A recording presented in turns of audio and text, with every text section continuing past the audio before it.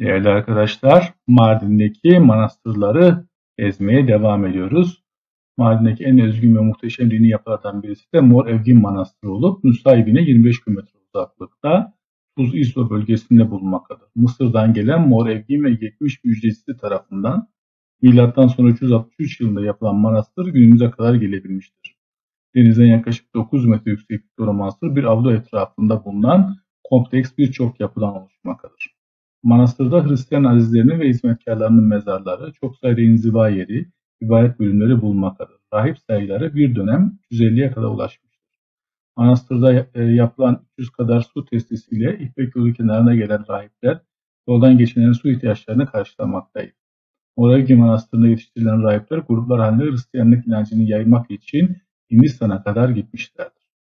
Yapmış olduğu hizmetlerden dolayı Mor Evgin'e ikinci Mesih unvanı dahi verilmiştir.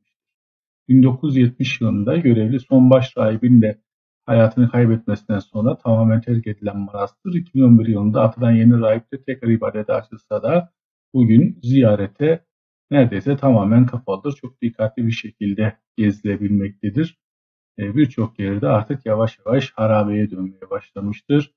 Korunması ve restorasyona ihtiyacı görülmektedir.